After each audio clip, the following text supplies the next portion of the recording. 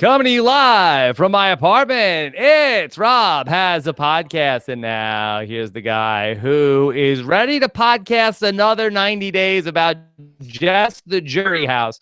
I am Rob Cesternino. Hello, everybody. Welcome back to the final Big Brother Thursday of Big Brother 19. And we've got a lot in store for you tonight because we have a great guest and very excited to hear from this person. He's an RHAP favorite and turns out one of the most popular winners in recent seasons. Please welcome back to the podcast, Andy Herren. Andy, how are you?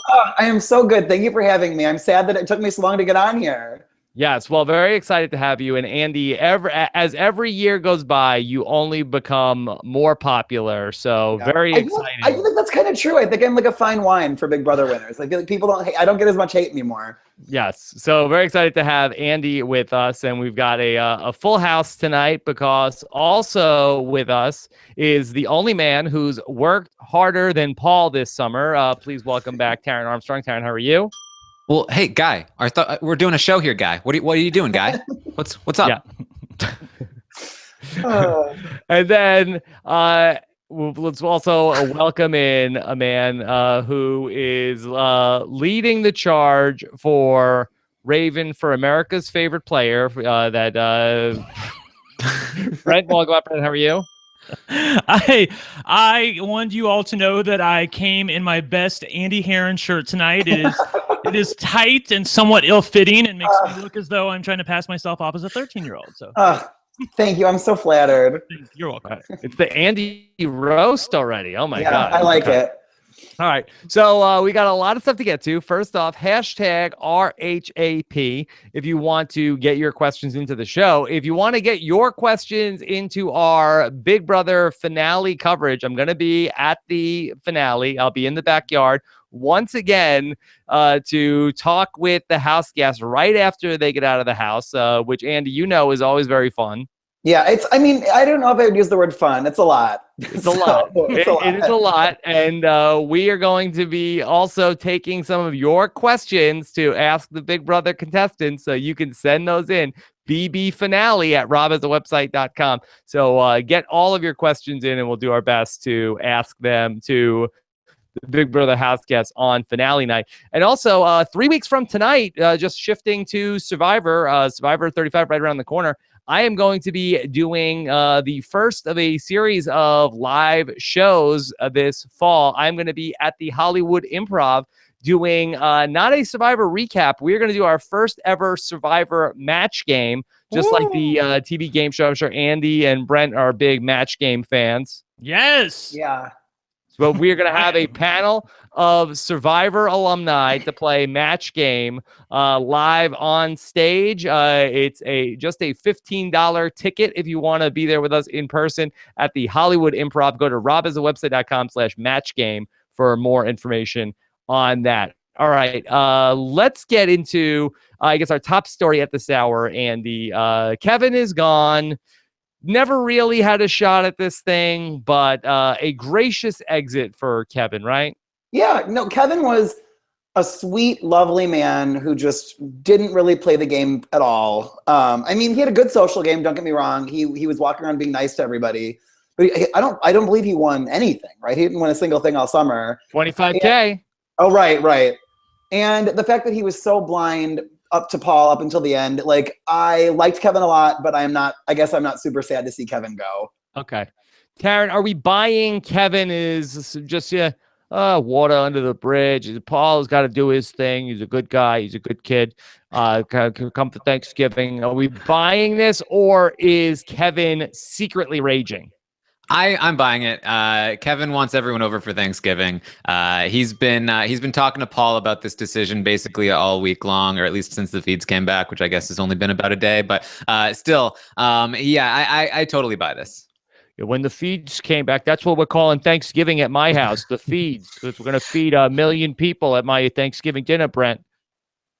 Well, I don't know, though, because once he gets to the jury house, I have to think that the other jurors are going to beat it into him that if Paul really had your best interest, he would have used the veto on you. Like it seems like the jury house right now is pretty anti-Paul, or at least there are elements of it that are. And I can't believe that Kevin isn't going to be impressionable once he gets to the jury house and they beat it into his head that, Paul could have saved you if he wanted to. Yeah. And Well, that's part of what I think we saw was that Kevin basically said, yeah, Paul took me out because he didn't want to face me in the final 2, and I'm okay with it. Is that what you heard, though, Andy? I just heard that Kevin sound very confused, and he never really acknowledged the fact that there was a final 3. I kind of agree with that. I feel like he didn't really seem like, yet again, he didn't really seem like he knew what was going on. And like, even the conversation that he had earlier in the episode with Paul, where he was like, yeah, I'd be happy to lose to you. I was just like, I think he kind of means it. Like, I don't really, like, I don't know. I just don't really think, I think Kevin was in over his head a little bit. I don't think he knew Big Brother. I don't think that he knew like the nuances of the game very well.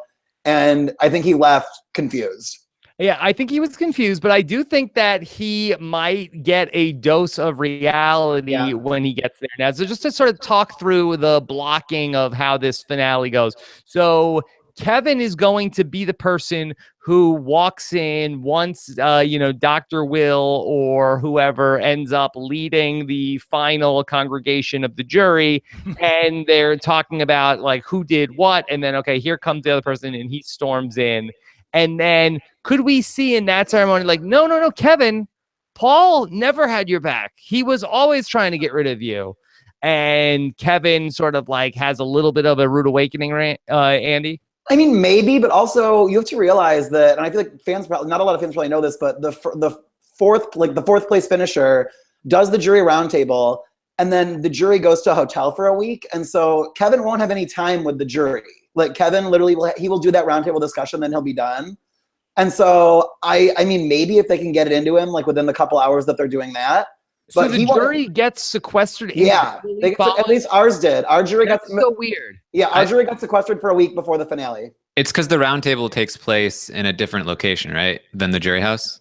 Yes. Yet again, I'm not your best person to ask about this, but I Right. just know that I know for a fact that my cast got sequestered for a week before the finale. Like McCrae never stepped foot in the jury house. There's also Kevin is doing his interview on the feeds right now. If you guys want that information, he's saying, yes, I don't feel any animosity toward anybody. Paul did what he had to do to win. I don't care. They had a final 3. They were smart to take me out.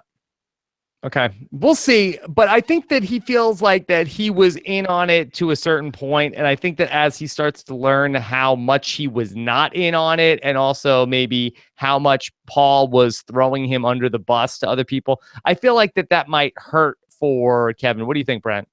I think it will. Here's the thing. I don't expect Kevin to say anything but what he's saying right now because he's such a classy guy. He's never going to go to an exit interview right after being evicted and say anything negative about Big Brother, CBS, Julie Chen, or any of the house guests that he played with. He's just not. But once he has a chance to think about it and goes to the jury, and then once they have that round table where Raven and Alex are going to be telling him, look, Paul wanted you out for like weeks and couldn't wait to get rid of you. He never had your back. He had final 3s with all of us. And of course, they're going to, like I said, beat it into his head that he could have saved you and he chose not to. Right now, Kevin's blaming it on Christmas.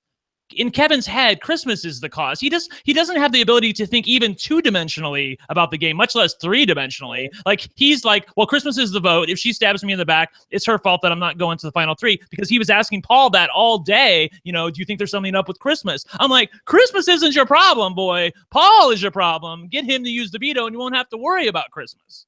Yeah, it'll be interesting to see when he ultimately gets more information, because I feel like that everything about Kevin has always been this sort of like street code, like he's like Omar, where I feel like an eye for an eye seems to be the way that he looks at things, that I don't think turn the other cheek is his motto, Andy. No, I very much agree with your assessment of Kevin right there. But I also think that it's that coupled with the fact that he like doesn't understand the game very well, and it makes for kind of this like cripplingly bad Big Brother player. Mm-hmm. That Brent, you mentioned about Christmas not being the problem. I thought that it was very interesting that the way this episode was put together We saw that the drama hinging on, oh, will Paul use the veto? Will Paul not use the veto? But ultimately, Christmas had the deciding vote. We didn't see 1 second of, Christmas being like, oh, should I get rid of Kevin or should I get rid of Josh? Josh could be tough to beat in the end. We didn't even see one conversation between Kevin and Christmas, and she was going to be the vote to evict. Well, in Kevin's, or I guess not in Kevin's defense, he never really went to Christmas that I saw, Taran, and asked her point blank, are you going to vote to keep me? He always just sort of assumed it. He never really went. Even Christmas and Paul had a conversation where they were like, he's basically given up, even though I don't think he really had at that point. So I think part of the blame lies at Kevin's feet for not actually approaching Christmas. That would have at least given them some footage to show. But Christmas, I mean, she would never consider that, Rob. You're talking about a player that is not on this season. She just does whatever Paul tells her to do. Paul could get Christmas to do anything, and she would do it. Oh, I know. It's all about her team. Yeah. I think something you have to understand about Kevin is that he basically throughout the entire game, he talked game with Paul, Alex, and Jason. Alex completely turned on him and hated him. Then Jason turned his back on him. Then Kevin tried to talk game with Cody, with Jessica, with Mark, with Elena, basically everyone else who also basically said we're either already stepping out the door or we don't want to talk with you. Paul is the only one that ever consistently talked game with him. And so when it came down to this final four, Kevin was only talking through Paul. He was saying, Paul, our final three with Christmas is good, right? And Paul was like, yeah, it's good.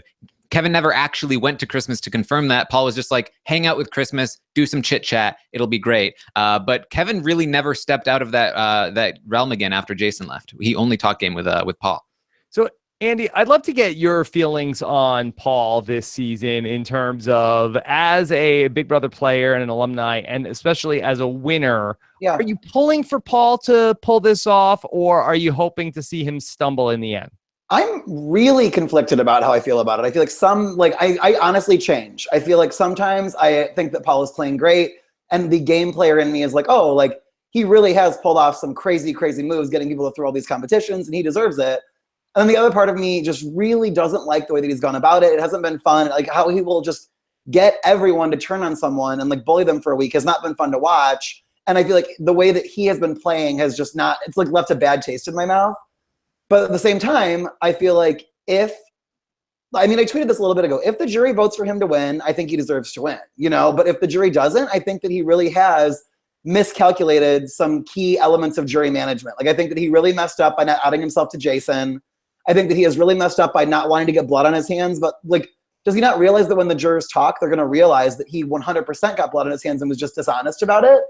Yeah. And so I guess like my thing is I was actually kind of taken aback that they didn't show any goodbye messages to Alex, because I feel like I used from like maybe like the final 8 on, I used goodbye messages very crucially. Like in my goodbye messages, I would out myself and be like, hey, I know that you thought you could trust me and you couldn't, but it's a game and I love you and you should understand that, And I feel like people left hearing those messages and like, they weren't mad at me. Like they like respected it. They were just like, okay, like he was nice and kind in the house and he backstabbed me, but like he explained that he was playing a game. And I feel like with Paul, at least the way that it seems, he has left, like I said earlier, a bad taste in the mouths of the jurors, and they're mad.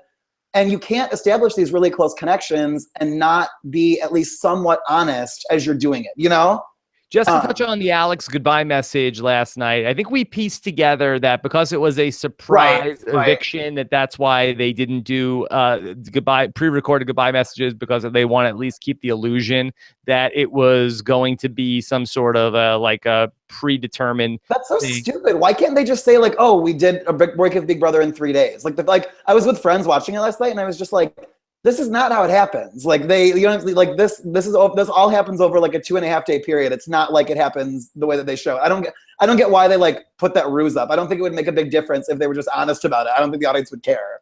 But we saw again tonight in the goodbye message, Paul makes the conscious decision to say to Kevin, Kevin, oh my God, I don't know what just happened. Christmas must have gone rogue. We were boys. I can't believe it. I guess I'll have to do this one on my own. No, and I think it's a major mistake. I think that if he makes it to the final 2, he's going to, instead of just being able to like very succinctly explain his game, he's going to have to do a lot of backpedaling and apologizing. And I think that's going to cut into like the time that he's able to like explain what he has done. Does that make sense? I feel like since I outed myself to people, I didn't have to backpedal and apologize. I was like, hey, you all know what I did, and this is why I did it. I feel like Paul is going to have to be like, oh, well, I didn't tell you the truth because blah, blah, blah. And it's going to like cut into his time to actually explain what he's done. And I think that some people are genuinely hurt by him, you know? Taran, I feel like this is something that you've mentioned in the past with Dan in Big Brother 14, where the way that the jury segment is structured in modern Big Brother, there is not enough time for somebody to explain a lot of complicated, nuanced decisions that were made. Yeah, and I mean, obviously, Andy is somebody who utilized those goodbye messages. I think it's a really good thing to have you on this podcast and for you to point this out, because I've actually been thinking about Andy in terms of like when Andy was in the final two, the jury was questioning him. You said that like you would never betray our friendship, that you would never vote for somebody in the end that betrayed like somebody's friendship. Like, how do you feel about that? And your response to that was like, of course I said that. That's what got me here. Right. And they laughed. They laughed because they thought it was funny. Yeah. And like that's Paul is not going to be able to do that and have people laugh. And that's because he hasn't been upfront with people. Because people are questioning, was our friendship genuine? Because he was still trying to play me even after I left the house. Right. And I really feel like even with Kevin, who I think will still probably vote for him, this was a mistake. I think Kevin was perfectly willing to accept that, Paul, he decided he didn't want to be in the end with me. He decided Josh and Christmas were easier people to go with. All Paul needed to do was say that. But instead, he got the narrative from Josh, who was like, actually, we've been in a final three and like we've been super loyal to each other. That's a bit more damning in terms of a narrative being told to Kevin. Kevin is much more amenable to the idea that like, oh, Paul decided that they're weaker and he's taking them. So yeah, I mean, I've been saying it all season long, but I feel like Paul is just not doing a good job here. I don't necessarily think it's gonna kill him in terms of the jury, but we did see Josh, I think, actually utilize his nomination speech very well, knowing that as Rob, you pointed out, that you don't have time to convince the jury in the finale with those like live questioning things. Josh was like, this is probably my last opportunity to speak to the jury and give them time to talk about what I'm doing. Let me essentially pitch my game to them while pretending I'm talking to Christmas. I thought that was a great move. Well, he's even been doing that in his goodbye messages. I feel like Josh has been pretty brilliant in his goodbye messages. He's been the one outing Paul, you know? Yeah, absolutely.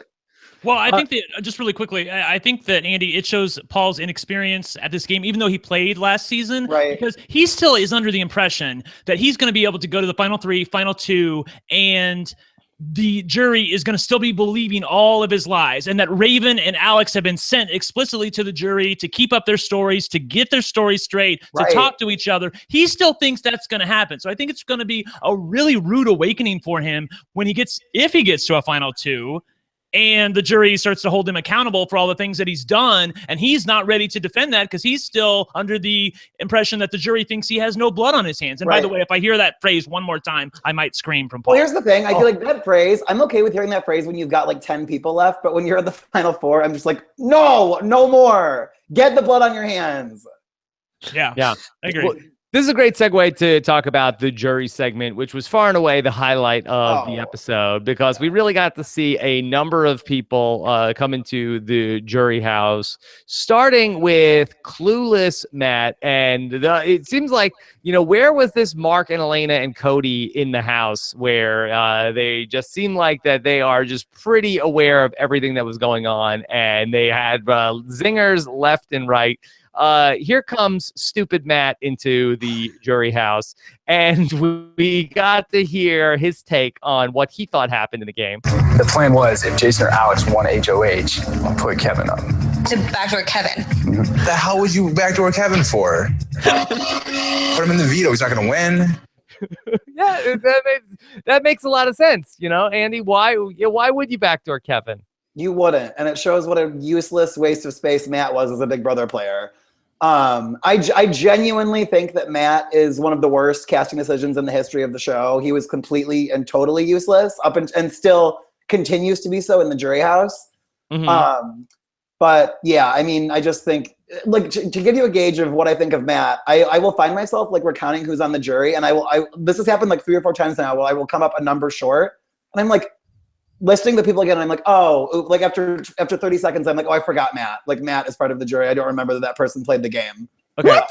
What? How can you say that, homie? Dude, why are you being such a guy? What? And okay, and I also think that Mark and Elena and Cody, like these were the Mark and Elena and Cody that we saw in the house, but they just couldn't gain any traction. You know, I feel like they were like on the wrong side of the numbers. Like Elena, when I would watch the feeds, I didn't watch the feeds too much, but a couple times when I did, Elena would say things that would legitimately make me laugh out loud. Like she was talking about Christmas one day, and she was talking to Mark, and she was like, if you ever hear me say the phrase kitty boo boo, please like immediately push me down a flight of stairs. And I was like, that is funny. Like I was like, Elena is like all of us. Like Elena is hearing these things and being like, they're ridiculous.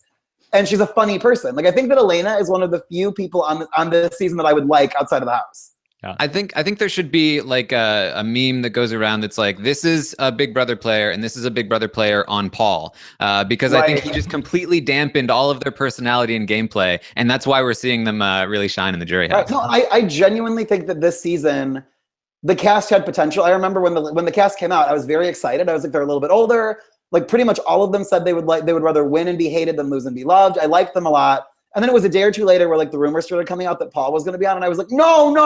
Like I was like, we have an all new, like pure, genuine cast. Like do not put a vet in there. And I feel like Paul has ruined it. So then we saw Jason come into the jury house, and Jason was legitimately confused about what happened to him. He felt like that Alex screwed him over. He really didn't know what was going on. And it wasn't until Raven got there, then she actually was able to talk some sense into Jason, into realizing the error of his ways. So first we had Raven, who then described what was really going into the house. Like she knew enough for Jason. It's like everybody knows what happened to other people, but nobody knows actually what happened to them. Right. And, like they can't piece it together. It's like they're at some sort of like reverse like murder mystery dinner where you're playing a character and you know who you are, but you have no idea who you are. You only know who the other people are in the game.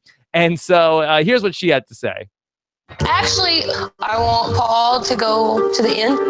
Why do you want Paul to go to the end? Because I've been working with Paul the entire time. Paul's been working with everyone the entire time. No. Matt and I and Paul, we had an alliance together. Yes. So that was outed. That got blown up tonight, Andy, that Raven, Matt, and Paul were the real puppet masters this season. Yeah. I mean, I would say that they were probably better players than me. Like watching it now, like she was, and then actually she cuts Paul out of it. That he wasn't even a puppet master. They said Alex was a puppet master. I think they figured out it was me and Paul. Maybe not Paul, but I was pulling some strings. I knew what was going on. Yeah, maybe not Paul. Maybe he wasn't even the Oh, I didn't even catch that. They laughed, and she was like, "Oh, they're laughing. I must be wrong about one of them. It must be Paul." Yeah, so maybe Paul wasn't so much the puppet master. Maybe it was just Raven, Brent. Yeah, I know. You know what? I know that we saw Raven be very, very pro Paul in the jury, to the point where I thought she was actually poisoning Paul with a lot of people in the jury because she and Matt were so pro Paul. The thing that we didn't see that I know you're about to get to is when Alex walks into the jury. The piece of information that Alex has that Raven does not know is that on a 2-1 vote to evict Raven, Paul was one of the two. The person who voted to keep Raven was Josh, and Raven is under the assumption right now that Paul was outvoted by Christmas and Josh. So I'm interested to see if she changes her tune once she finds that out, but they didn't show that to us tonight. So I think they're keeping something under their hat. Well, I want to go back to something you touched on, Brent, where I think that we may have an interesting situation where now is the jury shifting a little bit as people are starting to put the pieces together because Paul has sent them out in such a confused state. And the risk that he runs is that they piece together the information in a way that ultimately makes him look bad because he's not controlling this message in the jury house. So could we get a situation where Matt and Raven, who are the unlikable people in the jury house, they've almost become the enemies of the jury house at this point. And we saw Raven getting into it with Mark even.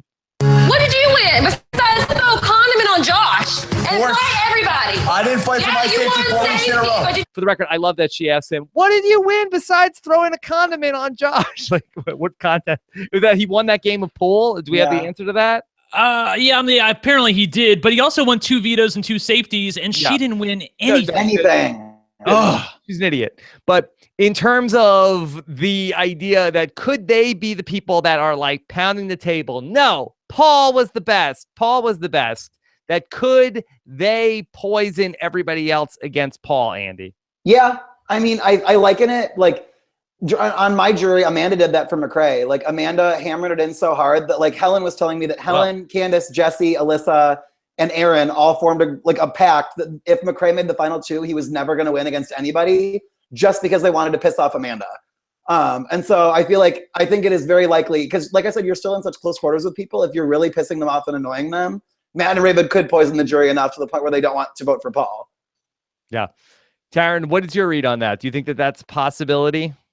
It's certainly a possibility. I think when we're looking at this, we heard Mark say he's going to come in second. It was pointed out to me on Twitter. This does look like it might have been taken out of context in order to mislead us. But even if we want to take that at face value, that's theoretically Mark and Elena. Maybe Cody doesn't even vote for Paul. Maybe we say Jason definitely doesn't vote for Paul. That's four. But if Raven and Matt stick to it, if Alex sticks to it, I think Christmas and Kevin will both vote for Paul, meaning Paul would still win 5-4. So I still think he's the favorite here. Also, Josh's main selling point in his goodbye messages and in his final speech has always been, I'm going to out my alliance with Paul, that I had a final three with Paul. And we're seeing just how well that's received in the jury house right now. Every single time somebody's come back into that jury house, they've gone, I had a final three with Paul. And they're going, yeah, everyone did, idiot. I feel like if Josh thinks that's going to be his trump card, it's not going to work too well. I feel like it's going to work okay, though. And I do agree with Rob's point, and I tweeted this out earlier, that it had emanations of Bobby and Bruno from Big Brother Canada 3, where they were in the jury pounding the table so hard for Godfrey, and everyone else was like, we really don't want to vote for him. And to the point where Bruno was pissing people off. I feel like Matt and Raven, it seemed like that's what was happening in the jury. I will also say, though, that having watched Big Brother for 19 seasons, I did feel like they were laying it on a little bit thick with the anti-Paul propaganda coming out of the jury. I felt like they were trying to hide the ball a little bit and not expose the fact that Paul maybe wins on a 9-0 vote or something. I don't know if that's possible, but it felt like it felt a little bit forced to me. Andy, what was your reaction to Cody, who, seemed that you could read it both ways. One, you could say, well, he's kind of above this, that he was right all along about Paul, and so he doesn't need to say anything. Or you could also take the read that he is not really doing his part as a juror and participating in the exercise. What was your take on Cody? I mean, can you really be that upset that he's not? I think that's how Cody's been the whole season. When Cody was in the house, he wouldn't talk to anybody. I feel like Cody has never played by the rules, really. And so, you just have to realize, I guess, like, Cody hates everybody and just doesn't pull any punches about it. And so it didn't piss me off. I didn't care. And Rob, you sound like Paul when Jessica and Cody wouldn't even say anything in the veto speech. When Jessica was like, world peace, and Cody was like, I don't have anything to say. Paul's like, they're disrespecting the game. Now, listen to you say that sort of thing? Come on. Hold on, Brent. I asked the question to Andy. What did Andy think? Did you think that he was above it, or did you think it sounded like it was leading here's the thing. No, Big Brother is a show where people in extremitards and chicken suits strategize, and where a joke spewing robot named Zingbot comes in. It is a show that it's pretty hard to be above, pretty easy to be above, and so I don't hold anything against Cody. Yes, Taran, what were you gonna say? Rob said something that theoretically could be seen as anti-Cody, and Brent just alarms went off. I know, right? Yes. I got a button right here. So, Brent, you felt like that he helped his standing tonight for America's Favorite Player campaign? He was freaking hilarious. I was just watching him the entire time. Of course, I'm already a Cody stan, but I was still I was just mesmerized by him on the couch. Where I really want to know what is he thinking? He's stuck with all these people that he absolutely hated. That he tried to tell all of them that Paul's running the game. Alex and Jason even said to Cody, hey, if we come into the jury house anytime before final 5 or final 4, then you can punch us in the gut or something. Didn't he say something like that to them, Taran? Yeah. I get to punch you guys if you come walking in the jury house after me. Right, exactly. It's a good deal. So I feel like he's just living for this moment right now. So will that be on the finale? Will he punch them on the finale? We can only hope. That and Gina Marie beating up Raven. Right. Yeah. Okay. Well, that we can only hope for gets on Periscope or something like that. So, Taran, did Kevin get a new suit, or did he keep this one suit behind that he had sort of like a lot of times the women have like the eviction dress? Did he know something was up and he pulled out this suit tonight? Don't underestimate Kevin's suit game. He's got a suit for every possible occasion. Like percent chance that he's gonna go home. This was like the 80% chance he's gonna go home suit. Well, and I can attest that there's no way they bought him a suit. They're very cheap, and there's 0% chance that they did that. Like I ran out of deodorant, and it like came out of my stipend that they had to buy me more. Oh my god! It's like prison. So, Andy, in Big Brother, you're responsible for packing your like all the deodorant you're going to need for 3 months. I did not have enough deodorant, and then I forgot a belt, and so they bought me deodorant and a belt, and they literally brought the receipt and like made me pay for it. Oh my god! Like so, like toiletries, like whatever toothpaste you use. No, toothpaste. They cover the ones deodorant. They didn't cover. They didn't cover I also didn't. I just for some reason did not read the list as closely as I should have, and I didn't bring deodorant or contact solution. They did not cover either of those things, so those came out of my own pocket. Wow, you got a bill at the end. What? Yeah, I got a no. This was actually before I got a bill before I went in because that's when they got my contact solution, and then I got a bill for other stuff after I was in. Okay. You have to trade like commissary, like I'll give you some deodorant if you give me a vote. Right. So there is a 0% chance they got Kevin a suit. I promise you. Yeah. Andy, who have been some of your favorites this season? I feel like that you mentioned Elena, and I feel like that typically following you on social media, you have a couple people that you really are pulling for as the game goes on. Did you have that this season? No, I liked Elena. I liked, I feel like I liked all the people that just kind of like showed some sort of opposition to Paul for a while. Like, don't get me wrong. I think Jessica and Cody were bad Big Brother players. Like they were bad at the game. But at the same time, I enjoyed them because I liked what they stood for. Like they stood for some sort of opposition to Paul. Ramsey seemed very nice, but like he was nothing. I liked Mark and Elena. I actually like for a while I was blindly ignorant to Matt. Like I was like, okay, I thought Matt was kind of playing like me. I was like, Matt is ingratiated with like the big alliance. He's laying low, and then I was like, oh no, he just is awful and is completely worthless. Dominique is the other person that I'm like looking back on it. I'm like, I really wish I had more Dominique in my life, especially when she went after Paul as much as she did. No, Dominique was a waste of a space. Okay. All right. Here's the thing. I got in so much trouble for saying this, but I was just like, I'm sorry, but like, can they please stop putting on the player that like thinks that God is telling them what to do? It's just like, it's a waste of a space because like, if you're that narcissistic that you think that God is like taking time out of his busy schedule to like tell you how to play Big Brother, then like you're crazy.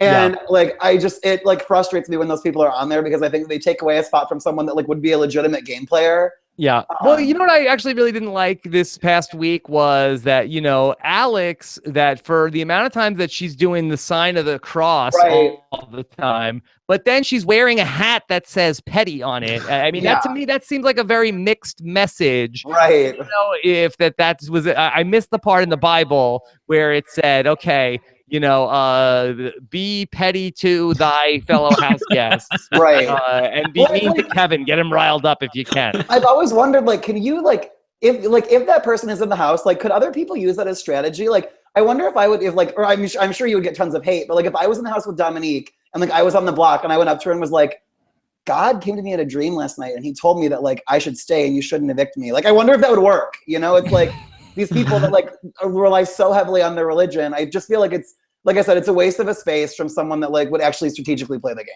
Like Dominique was not a stupid person, but I feel like she played stupidly because of like her religious beliefs, which was very frustrating. Yeah.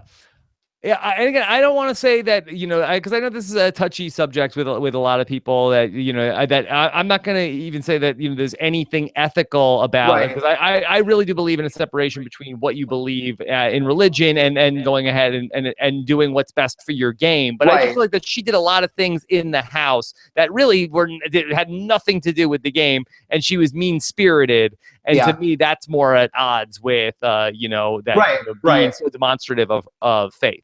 Oh, totally. No, Alex was very, very mean to a lot of people unnecessarily.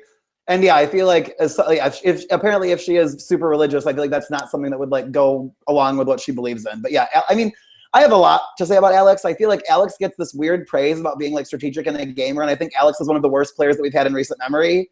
And so, but I feel like she's sort of the anointed herself as the, I'm the strategic mastermind of this season, and just because I say something's gonna go, then that's how it's gonna be, And she's always telling us how smart she is. That it's and Jason also is telling us how smart. Right. She No. is. Whenever someone brings it up, like if like I will like, talk to like fans who will be like, I'm really pulling for Alex, and I'm like, what? I'm like, Alex is so bad at the game that she accidentally voted for the wrong person once. Like, I'm just like, you want her to win? Like, what are you talking about? I was with my dad last weekend, and he was like, I'm just rooting for Alex. And I was like, huh?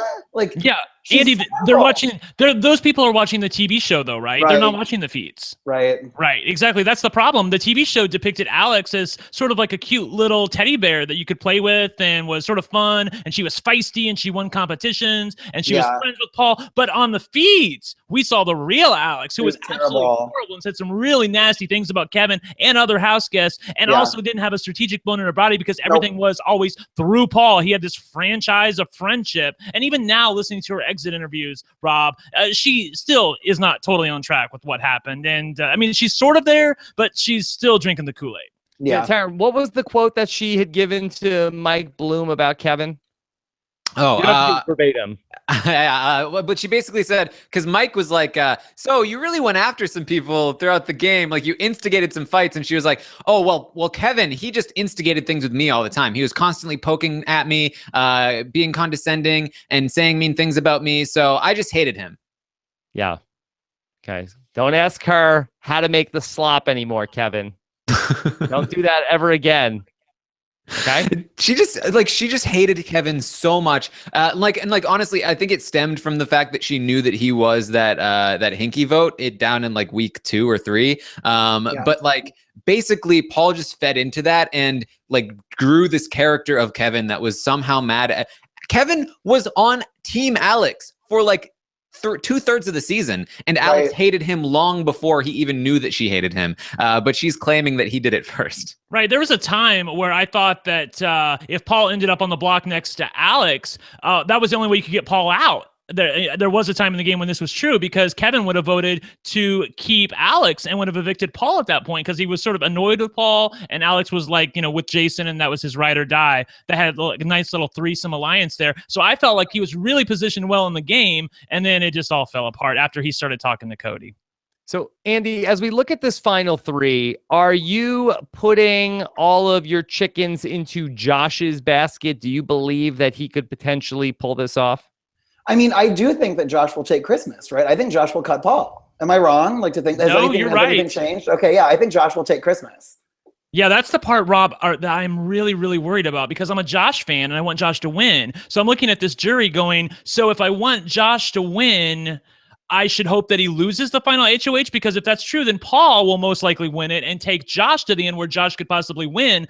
But the horror story of horror stories could happen if Josh wins final HOH, he cuts Paul, takes Christmas to the end, and the jury votes for Christmas. Can we just confirm that vote though? That if it was if it was Josh versus Christmas in the final 2, that we believe that Christmas would win that vote? Well, it's too close for comfort. I think Arissa Cox said it best on Twitter, where she was like, it's a live jury because everyone's expecting Paul to go to the final 2. And if he walks out in 3rd place, I feel like that they're going to have some thinking to do. I think Christmas automatically has Paul, Kevin, and probably Cody at the very least. And that's even just after Christmas voted to evict Kevin. Yeah, no, totally. Kevin. Yeah, Kevin hates Josh, right? Yeah. I mean, remember, Josh is the one that really came after Kevin about his kids, and Kevin almost smashed him over the head with a bottle or a glass. Yeah, but you saw there at the end, he was like loving him, and he was cool, and he was like, I'm gonna come over for Thanksgiving. Come on. Yeah. But he's always. Could the jury kind of be like the viewing audience? Like, I feel like I spent the first 2/3 of the summer legitimately wanting to throw my TV out a window when Josh was on the screen. I hated him more than I've ever hated another contestant in the history of the show. I think and it wasn't even like a fun hate. I just seriously hated him. And I am now finding myself liking him, which is so weird. And so, but I think that's kind of the spell that he has over everybody. Like when Mark left, I mean, he tormented Mark for weeks, and Mark was like, I'm cool with him. You know? Yes, exactly. Yeah, I think that Taran, you're really selling a bill of goods there by just saying, "Oh, Kevin's going to vote for Christmas." I know because number one, juries are hard to read. Okay. Number two, I feel like Kevin could vote for Josh because he actually likes the kid, and that's how he thinks of him like that. I really like the kid. Kevin spent the last day and a half telling Paul, "Take Josh to the end. Nobody is going to vote for Josh. Everyone will vote for Christmas. She's super smart." Yeah. Right, but that was before he realized the truth of what was happening, and the jury hasn't changed. Right. But I'm Christmas just not, saying. like, but no, Christmas hasn't been super nice, and Christmas hasn't really Yeah. tried to get to know a lot of the other. Like, I don't know. I don't think it would be a landslide for Christmas. I don't I don't think it Just would be be a landslide, toss-up. but I think she does have Kevin locked up. Kevin has been a Christmas fan all season long. Okay. Okay, we'll see how that goes. Andy, where are you on the "is Christmas in love with Paul" debate? It seems like she is, right? I mean, I feel like Oh especially yeah, she is. well, because she's like also so blinded. I feel like her blindness towards him, I think, comes from this weird love that she has for him, right? Yep. Yeah. Yeah. Yeah, I see, wish the Andy, show these would other two explode jokers this. aren't willing to say anything. They're just like, oh, well, I don't know. Yeah, so No, it Brent, seems like it stop seems like she is. floating me. I have said this entire time that I believe that Christmas is infatuated with Paul, and Okay, at the point okay. where she would be happy to lose the game. And I also think that if Josh knocked out Paul at the final three, I think she would be livid. I said this on the podcast. that's last true. night. I remember. I really love seeing Rob get frustrated just like I do when Brent claims that we said something we didn't, because I feel like I'm usually the only one and everyone's like, "Taran, why are you getting so upset about it?" No, Christmas I feel like has been a big disappointment for me. I went in thinking she she was has. like smart and got it, and I think that like in an alternate universe she could have been great, but she's been a huge disappointment. And I don't understand why. I mean, here's the thing. It's a weird dichotomy where I feel like her breaking her leg saved her game, and that I feel like she went a lot further in the game than she would have. I think like people would have seen her as a threat, but in doing so, she just totally abdicated responsibility of her game over to Paul. And I can't say that would have happened necessarily if she hadn't have broken her leg, but the fact that she did, and she did abdicate responsibility, I'm sure she doesn't see it that way, but we saw the show and we know what happened. We got the receipts. In week one, she broke her foot. On finale night, Paul broke her heart. The tragic story of Christmas Joy Abbott. Yeah. Coming to Amazon. Okay, my other big question about her is like, so I know yet again, like coming out of our paychecks, like Gina Marie had to get stitches our season, and she had to pay for them out of her prize money. Wait, what? Yes. They don't even. No, Gina Marie had to pay for her own stitches out of her prize money. Is Christmas going to come out of the house with like $300,000 in medical bills? Like, I don't get it. That seems unimaginable to me. I mean, that's certainly not the case with Survivor. From everything that I've ever learned, why would Big Brother be that way? If in terms of I mean, I would think that when you're participating on a reality show, I mean, if there are some sort of like complications after the show ends, I could see that being out of pocket. But while you're in the care of the show, that I've never heard that before. Yeah, Gina Marie's stitches came out of her paycheck. How did she get the injury? During a comp. Like it was like during like Super Veto. She like flew into something. Yeah. Okay. That's actually stunning. Yeah, because I mean, Christmas didn't even injure it in the course of like a Big Brother. Yeah, she was just being a jerk off, like coursing around in the backyard. Right. Yeah. No, I've like genuinely been thinking that. I mean, maybe like her insurance is, you know what I'm saying? Maybe she has insurance and it's covering it, but I'm like, I don't know how that works. Like when you're under like the spell of the show, but I'm like, is she going to come out with just tons and tons of medical bills? I don't know. Yeah, although that might be like the Raven clause, because then they might have had to like they knew that like in the future there was gonna be one day somebody's gonna say, I got this condition, I got this condition, I got this condition. I have all these medical bills now. They're asking the chat, do you get insurance from the show when you're on it? I don't know. Well, Yeah, I don't know. I have no idea. Yeah. Like, let me ask you this question, Andy. Maybe you know the answer. Like we've seen multiple times on multiple seasons where somebody has a toothache and they have to see the dentist. And they have to bring a dentist in. Like, do you have to pay for that too? I would guess. I mean, I don't know. Okay. I don't know. All right. Yeah. I could tell you from Survivor that when you are treated by the Survivor doctors and you're in the medical care of if an injury happens to you while you're on Survivor, you need some sort of a surgery that you are covered by the production. So I guess it does make more sense for Survivor given the conditions. But I mean, you'd still expect it of Big Brother. But Right. That's more like a symptom of Mark Burnett Productions versus Fly on the Wall Productions. Yeah. Yeah. maybe. No tea, no shade. Okay. All right. Let's get into some questions here with Andy. Hashtag RHAP. This is from Dominic Malapiedi, who says, Andy, what are your thoughts on Celebrity Big Brother? Anyone Yes. wants to go? Now, Andy, once upon a time, way back when, I recall that you were a guest with Mike Bloom and I talking about the Celebrity Apprentice, Right. which you were very fond of at that time. Yeah. So I won't ask your opinion on it now. Right. So who are some celebrities you would like to see? And first of all, you're excited for Celebrity Big Brother, right? Oh yes, I'm very excited for Celebrity Big Brother. I'll be honest with you, I'm gonna be a letdown right now. I haven't really thought about celebrities that I would want to see on it. I think that Tiffany Pollard would be a lot of fun. I feel like everyone said her, but she's just always a hoot. But I don't know. I mean, I think I like watching Z-list celebrities screaming at each other, and so I think that it'll be a lot of fun to watch. Yeah. Did you see the article today? I believe it was the Hollywood Reporter where I believe they spoke to Julie Chen and she revealed how Les Moonves broke it to her that she would be getting a pay cut for Celebrity Big Brother. Did you see this, Taran? No, what? Yeah. Yeah. No, She's like, I didn't Les see it came either. home and said, that's it. We're doing a shorter season. You're taking a pay cut. Everybody is getting less money for this. And don't get your lawyer involved, which the article they went on to say that her lawyer is Les Moonves' brother. Okay. Tell your lawyer Well, there's no negotiation. I wonder if that's because the contestants are going to get paid a bunch more. Because I mean, I'm sure the stipend will be a lot more. We get a grant. I think we got like $1,000 a week or $1,500 a week. I feel like celebrities are going to demand a lot more than that. So I wonder if, as a result, everyone else has to take a pay cut. I don't know. Well, I just think it's probably having to do with it's going to be a 3-week season. So I'm not sure if Julie's rate is based on the week or not. Right. But we'll see. And she said in the article, is this how you talk to your wife?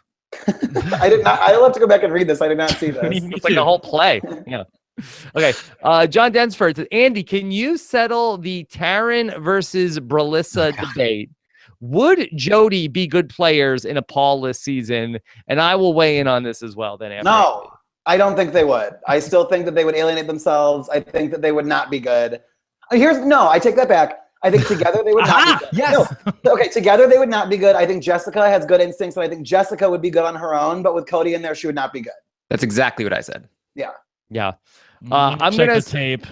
Yeah, I'm going to set my official answer on this, and I think that both of them were fine separate. I think it's a like Brendan and Rachel type thing. And sorry to bring up a sore subject, Taran. I would say, just like in Big Brother 12, there wasn't any vet telling people like, "Hey, get rid of them." I think that as showmance is a really big target in the house. I think either of them could have been capable players on their own, but together, I think that they would have been much too big of a target, especially considering winning competitions. I think they would have had a run, but I think that they probably would have petered out somewhere in the middle of the game. Yeah. Yep. Sorry, Brent. Okay. That's okay. I'm used to being on my own island over here. Okay. Landry says, do you think that Jason withheld Josh's goodbye info, or did he botch the delivery of that message? Why wouldn't it make the edit? Taran, this was something that I've heard you talk about where Jason didn't quite hear what Josh said. Well, he heard what Josh said. He didn't hear what Paul said. And then they informed him afterward in the ET Canada interview. They're like, so Paul said this. How do you feel about that? And he was like, Paul said what? Oh my God, I wasn't even listening.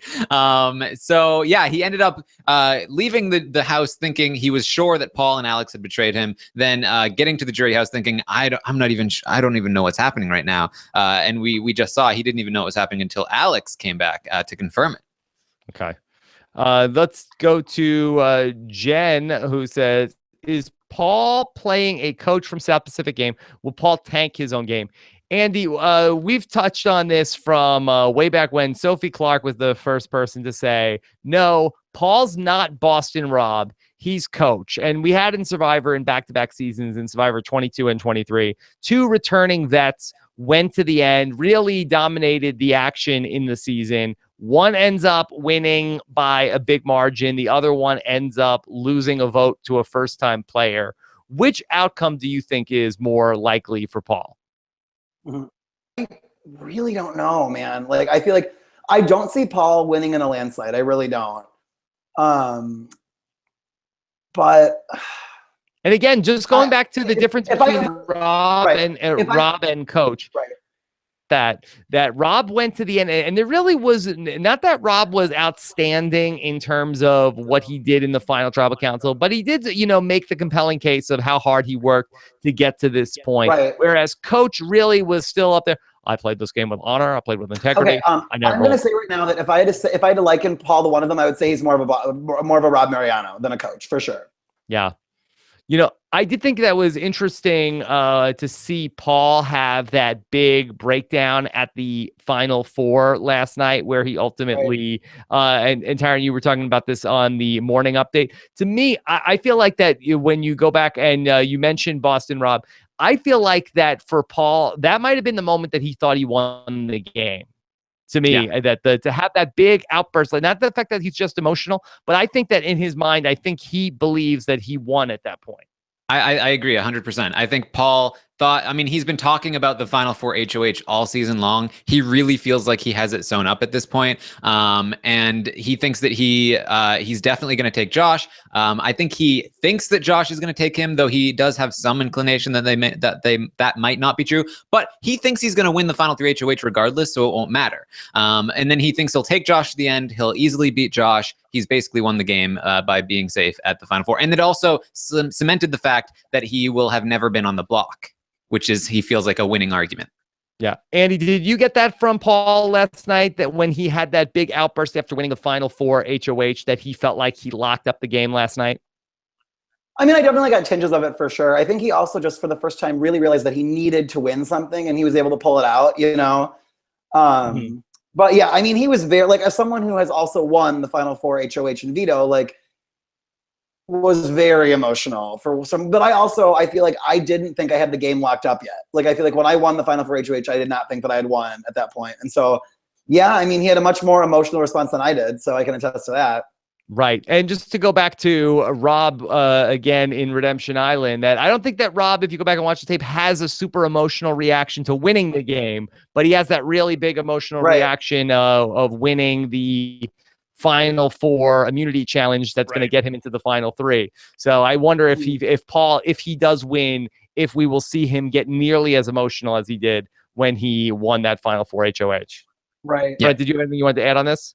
No, I do think, though, it'd be interesting if it came down to another 5-4 vote, because Paul already experienced that before, where it was 4-4 with the last vote coming out, and he lost. I think that CBS and Julie Chen would absolutely love the drama of it if it was 4-4 again, and she goes to the last vote, and it's like Cody or somebody, and we have to see if he's a winner or not. I actually would be living if he was like Russell Hanst or Amanda Kimmel, then lost both times. But on the other hand, I'm with Andy. I'm very torn on this because he has played so well, but everyone else has been so dumb. It's hard for me to really give him much credit for the fact that he's played so well, because it's like playing against kids. Right. What would you rather? If I gave you two choices, okay, Paul wins or Christmas wins, what would you rather have? I'd have to have Paul win. It was Amon that said this on Twitter, where he was like, it seems like it's so unfun to watch Paul because it's like he's playing the Big Brother game on easy mode. Like on video games where you have like easy, medium, and hard. It's easy mode right now for Paul, and it's been like that all season long, but in his head he's like, well, I had to play really hard and I had to work my ass off. Well, and I was to be fair, I think that he's made it look easier than it actually is. Andy, would you agree or disagree with that? I think I'm right in the middle. I feel like I've been right in the middle for a lot of this podcast, but no, it's like, I definitely think that he has played very well, and I think that it is not easy to manipulate a group of people the way that he has. But I also think that he weirdly, I will liken this I will go to my grave saying this about season 16 too.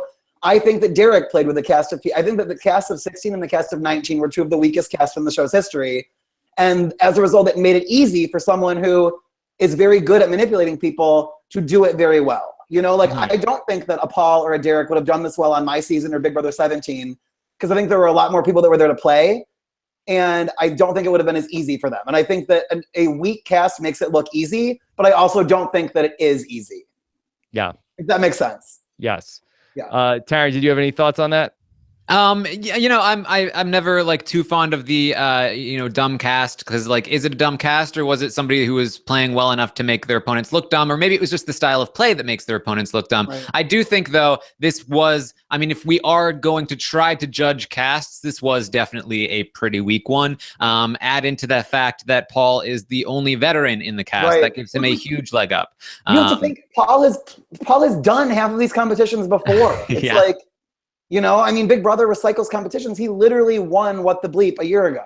Like, and I think that's actually a bad example, because like that one's, I mean, you have to like actually know stuff for that one. But like, I mean, a lot of these competitions, he knows what to expect, and that is an advantage. It really is. Sure. Like, I'm looking at the BB Comics competition, and I know everybody knows it's coming, but it's one thing to know it's coming, and it's another thing to play it. Right. Because you know exactly what strategy to use to lay out all the things, to look at the differences between them and go and look for it, rather than look at it and then come back and try to put it on the board. Right. There's definitely a strategy there, and Paul definitely had it down. Yeah, and when we talk about like, is Paul Boston Rob or is he coach? I do think he has a lot of coach aspects to him, even though he did play a Boston Rob type game. Right. And that comes down to the fact that he's not owning his game. The problem is here, and I think the key difference between Paul and coach is that Paul doesn't have a Sophie to like sweep up those votes from the people who are like, you're not owning your game. At least there's like a really great, other option here that was playing you the whole way down the line. Maybe that's Josh, but I'm not sure that Josh is as well spoken as Sophie, and I'm not sure that he can convey that same sort of alternative option. Yeah, I feel like it's more like Coach versus Albert, and what Exactly. that final two looks like. And can Coach, even as badly as he played at the end of South Pacific, could he win versus Albert? I think he would have. So I feel like that's where the difference is in the analogy. Right. For Josh to be Sophie in this analogy, he would have to get to the final two and saying, you thought Paul was playing you. I was playing Paul the whole time. Like, and that really is not the case that he's going to be arguing. But here's the thing. It would be kind of brilliant if he did. Like, Paul doesn't have a lot of time on live TV to negate it, Exactly. And that's what he should be doing. But instead, he plans on saying, we were a loyal Final Three alliance this whole time. And I feel like they're going to be like, yeah, he had a Final Three with everyone. He just chose you because you were the weakest. Right. You thought Paul was playing you? Well, we were working with him and helping him. Well, we were throwing comps for him. Just so you know, meatball. That said, I do think that if we're talking about like a Josh Christmas final two, I think that the jury could, and we saw Arissa tweet this out, that like juries are very rarely live unless the person that everyone thought was going to win the game goes out at final three. Right. And then they're like, well, I guess we have to choose between one of these. I think all Josh needs to say is, this idiot Christmas would have taken Paul if she won the final three HOH. And then everyone would be like, okay, yeah, we'll just vote for you then, I guess, Josh, because we're not going to vote for Christmas. And he does know that she would take Paul. So I'm hoping he might be brutal enough and greedy enough to want to say that. Can we talk about what an insane moment that was when he flat out was like, I'm going to take you. And she was like, I can't say the same thing back to you. I couldn't believe it. Yeah, it was shocking. Right. It was, yeah. I mean, we've been talking about Malcolm all season long, but it was a very Malcolm Freeburn move. It was so Denise. Yeah. Mm-hmm. Yeah. And this was a lot worse than the Malcolm and Denise. Right. Thing. Oh yeah. Because that Malcolm was like he was like hedging. She flat out said, "No, I will not take you." She said, "I don't want to make that decision." She said, "I don't want to make." Yeah, she was like, "I don't know what to do yet." Yeah. And then he's like, "Well, I'm going to take you," and she's like, "Yeah." She said, "Don't take me. Take Paul." She said, "Don't take me." Yeah, don't take me. Yeah. Oh my God. Which is insanity. Insanity. Okay. Yeah. Let me get in this question from RHAP superfan Brendan Viegas. Is Andy Herren excited that BB19 has almost completely eclipsed his season as, that season? I saw Spencer, I believe, tweet earlier this season that BB19 has passed BB15 now. Was that the big eclipse everybody talked about this summer, Andy? I mean, sure. I don't know. I feel like here's the thing. I feel like every season, when the season is airing, it's the worst season ever. At least as I've been watching in years past. But I feel like this season has for sure gotten more hate. Yeah. I don't know. I kind of like having the title of being like the worst one ever. I don't want to if you're going to be one extreme, be one or the other. So look, and the worm will turn for this season. Also, I do believe that by next summer, people will be talking about Paul with reverence, about like, that's Right. not what Paul would have done. Paul Right. would have had these idiots eating out of the palm of their hand. And there'll be, Reddit threads of, remember the time that Paul got Alex to put up Kevin and Raven at the double eviction? And it will turn around for Paul as well. Well, I hope so. I mean, like, I know it definitely turned around for BB15. I mean, like, Andy, you were right. I know you were joking about the fact that you're like a fine wine as a winner, but your season also is like a fine wine because, like, Right. I would kill for the feeds that we had on BB15. Yeah. I mean, those No, I people feel are freaking nuts. Parts of them, Brent. People tell me people tell me all the time that like that there. I mean, sure, there was ugliness on my season, which sucked, but like gameplay wise, like people my season came to play. Like there were a lot of people that were like there to play and were there to play hard. No one my season, you were not going to hear a person on my season saying they were going to like they would be happy losing to anyone in the final two. It's also amazing what this season has done for Big Brother 16 because when Big Brother 16 was happening, people were like, this is the dumbest cast of all time. Derek isn't even good. He's just playing with a bunch of idiots. This season, people are like, Paul, he's playing with the dumbest cast of all time. Derek at least played with some smart people, but Paul, he's just playing with a bunch of idiots. Yeah. I still think Big Brother 16, the cast was worse than this one. Derek played with a really, really bad cast. Okay, Taran, mark that down as an off-season podcast. Go person for person, pound for pound, BB16 and BB19 cast comparison. There you go. Yeah. Okay, that's the LFC drafts a team from the pool of BB16 and BB19, and then whatever cast has more people left at the end of the draft, that's how we'll know who was worse. All right, you like that idea, Brent? I love that idea. Okay, all right. I also want to do a Nicole celebrity Big Brother cast draft. Also, Ooh, okay. Any chance to beat Herren in a draft, I'm all in for.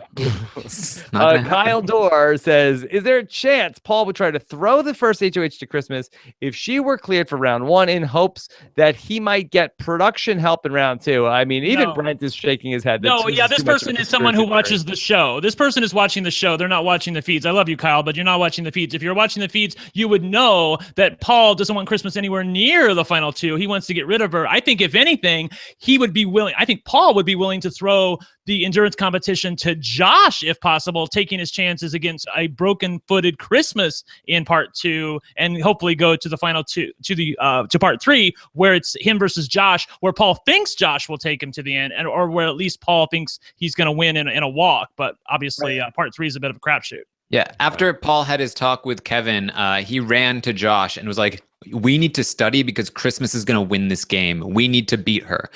He does not want her anywhere near that final two. Okay. This is from Murray. What does Andy think of Raven's assertion? I'm assuming we are talking about that she is the puppet master. I mean, it just plays into the Raven that we've gotten to see and love all season. It's insanity. I feel like, I mean, it wasn't shocking. I feel like Raven is someone who just, I weirdly feel like Raven says all these insane, crazy lies and like believes them. I think she's one of those people where it's like, it transcends her knowing that it's a lie into like this weird reality in her brain where like she actually did. I think she actually did think that she was a puppet master. Mm-hmm. Yeah. I don't believe that she's lying about that. I do believe that she does think that she does, like, whether she believes she has every illness that she says she has, whether she believes that she was in Mensa or any of these other things. It's a weird combo of her being a compulsive liar and also a one-upper. I mean, it's a deadly combo to be both of those things. So fake news. Yeah. Well, it's sort of like what I talked about when it's like Raven leaves the house thinking that Paul voted for her, and like so that becomes her reality. And I think even if she finds out that Paul didn't vote for her, even because now she's found out that like Paul had all these other alliances, they definitely weren't loyal to her and Matt because they're sitting out there. I think she just like when confronted with evidence like countering her beliefs, she's just like, nope, I'm gonna find a way around that somehow. She's very, very set in her her ways. Okay. Let's do a few more questions here with Andy. Wesley says, how much should we base who we think will win the game on the jury segment edit? Brent, you think this can be wacky, right? Oh, yeah. This can be wacky. I mean, like, especially after we got the wool pulled over us on Big Brother Canada 4. I mean, I'm never going to trust a jury segment again. I mean, they can make it look however they want it to make it look like they've got a real competition going into the final two. But I take it with a grain of salt. Okay. Let's do like Raven's cooking, right?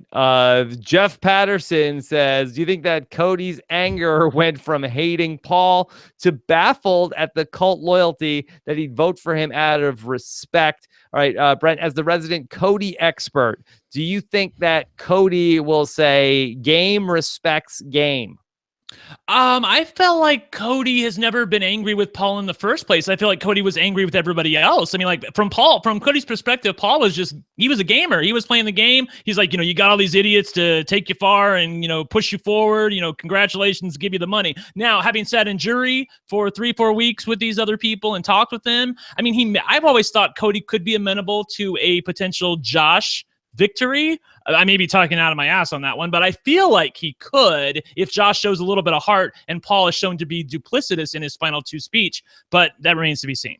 Yeah. Andy? Oh, God.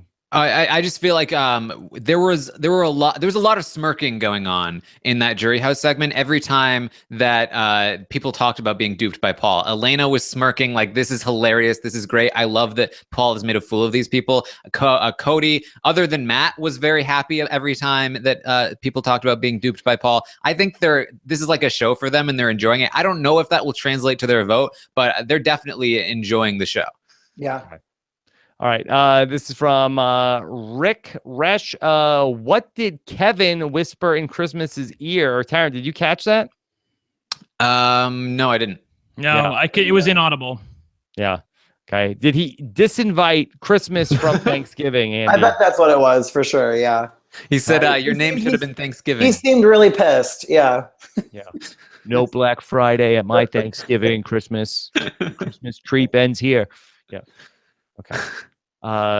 Then Alex S. Who do you think would have had the most control of the house if Paul never entered the house? This goes back to would Cody and Jessica have run the table? Andy, who's the winner of this season if there is no Paul this season? See, I'm gonna put some more eggs in the Christmas basket. I think that Christmas is smart, and I think that Christmas is like a capable person, but I feel like she's been so blinded by Paul. But at the same time, I think she really has shown some brilliant elements to her game, like the way that she really did cultivate her relationship with Josh. I mean, like she has it so that Josh will take her to the end, which you have to give her credit for. She really worked at that relationship with him.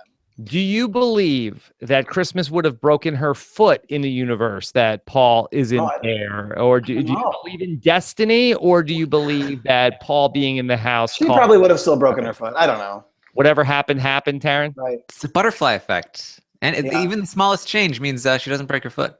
No, I believe in destiny. I think she still breaks her foot if Paul isn't there. I kind of still feel like she breaks her foot if Paul is there, if Paul isn't there as well. I feel like it's like time is like. I'm going to ask her that on finale night. And yes, exactly. I want to know that. What does she think of that? I'm sure she'll know. Yeah. She was so pissed off that morning because she had just been as the replacement nominee. So I don't know. We'll see. I think, and then we'll ask her if she has to pay the medical bills. Yeah, right? Oh my God, you have to ask her that, Rob. I want to know that for sure. Yeah. Rob will be in the backyard and he will ask her that. You should ask her, is Paul going to pay your medical bills because he's such a good teammate now that he's won the game? Yes, well, absolutely. That's friendship. And he said, yeah. Okay. And then, I think that might be it for the questions. Let's do one more. Harper says, is Cody's "I didn't" the line of the season in terms of everybody was helping Paul? I didn't, Andy. I think the line of the season is "I din dog."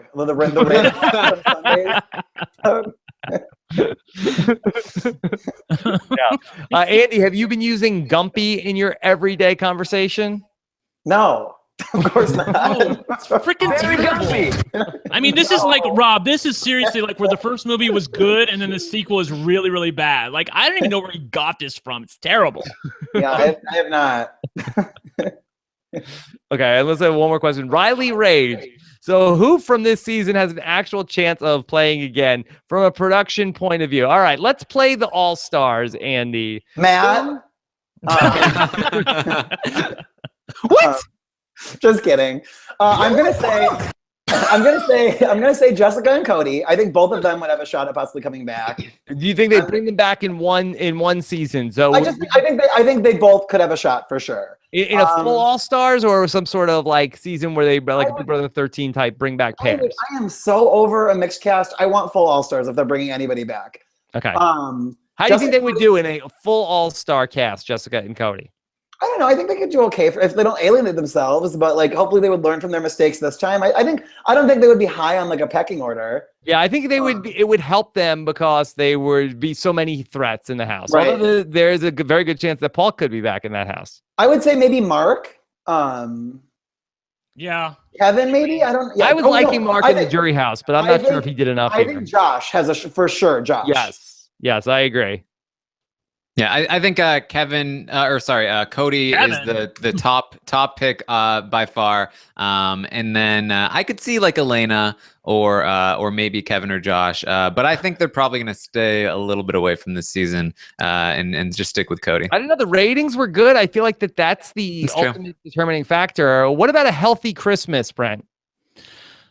I guess. I mean, like, I'm just so over her right now. It's very hard for me to see anything positive about her. She just gets very infatuated and attached to people, and she's unwilling to listen. That was the thing that frustrated me and Taran the most about watching Christmas. It's not that she at times doesn't have good instincts, because she does. It isn't that she's not feisty at times. She is. It's that when Josh was trying to talk some sense into her, like, hey, Paul might be actually guarding himself here so that he's the one who's safe and we're the ones who are vulnerable. She just wouldn't listen to him. It was something where she was like a little kid covering up her ears, where she didn't want to hear anything bad about the situation because it would upset her worldview on how she thought the game was going. And I couldn't respect that. At least listen to them, and you can dismiss it, but she would not even listen to him. Okay. I also saw a theory on Reddit about the one time that Christmas did seem anti-Paul when Josh was HOH and he wanted to go after Elena. Yes. Where was that Christmas? That maybe that Christmas, sort of like how we've sort of determined that Josh being anti-Paul is mostly just an emotional reaction, and that's why he didn't go through with keeping Alex. Maybe Christmas was jealous of the physical interaction between Paul and Elena. That makes so much sense, Taran. Yeah. Yes, that's right. That is right. I agree with that. Yes, because Elena and Paul were getting very close, and Paul was trying to drive a wedge between Elena and Mark, and then Mark was going up on the block at that point in time, and Paul was like, "Okay, stick with me," and Chris was like, "She's got to go. That bitch is no good for us. I hate her. Yeah, gotta go. I don't care what Paul thinks. I know what's best for him." So it was Paul like, that's really butty. It was really weird, though, because we were watching the feeds and we were like, Taran and I were excited because we were like, okay, Christmas and Josh, they're not listening to Paul. Christmas is like, you talk to me first. This isn't Paul's HOH. And we're like, yes. And it was like those two people just totally evaporated by the end of that week. And we were left with like, what happened? But now listening to you, I'm like, oh my God, that's totally what happened. And because that's exactly how Christmas would react too. Mm-hmm. Nobody gets in between me and my man. Sorry, Taran. Okay. Let's talk about what else is going on RHAP.com. First off, first one out, Taran, the new episode is up. I have to commend you and Josh Wigler. I listened to it again, and really that it's been so good. I tweeted this morning, I was not prepared for how much I really enjoyed the Healers Tribe, that all of them I thought were very fun and interesting. And again, you guys really knocked it out of the park. Check that out. First one out. If you haven't listened to any of it, go to robhaswebsite.com/firstoneout, spell it out, and hear all 3 episodes so far. Excellent work. I had to listen to all these interviews like weeks ago and like see this great cast of Survivor and like be watching Big Brother 19 at the same time. It was very unfortunate for me. Right. Yeah. No, it's really fun because you get to hear, because the game hasn't started yet, so, and you get to hear a lot of like Jeff Probst and Matt Van Wagenen talk about, okay, the reason why we like this person is because they have this quality and this quality and this quality, and then they also brought this in, and they really do sort of like make a compelling case as to why each person is there.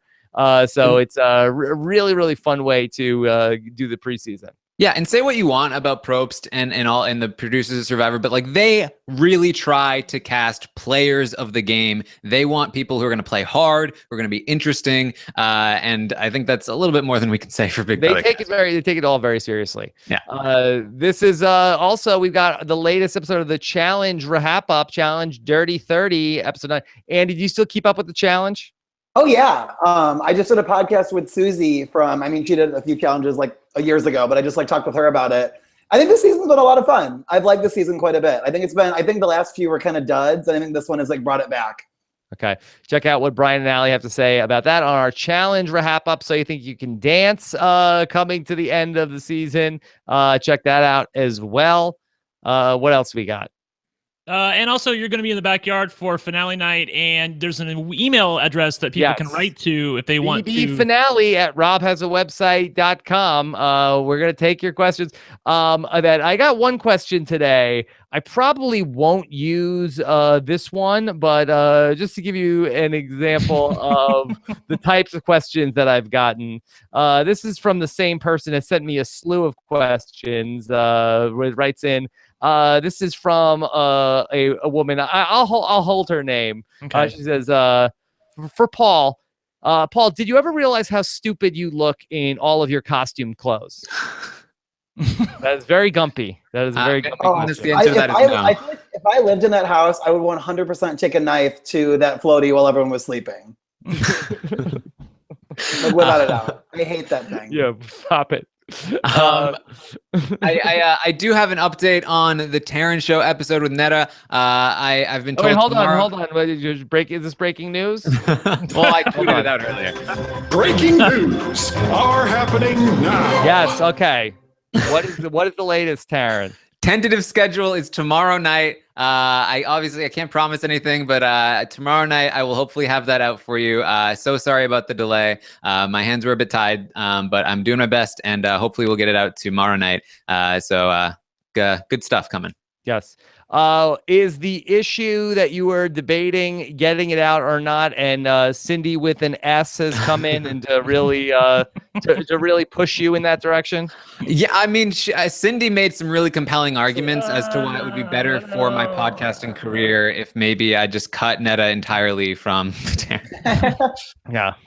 Get it out and do it now. That's what the right answer is. Okay, of course, check out Nikki Danza with Phoebe from Australian Survivor 1. Talk about the latest in Australian Survivor this week. I am way behind. I got to catch up on Australian Survivor this weekend. And then, of course, Taran will be back with the live feed update.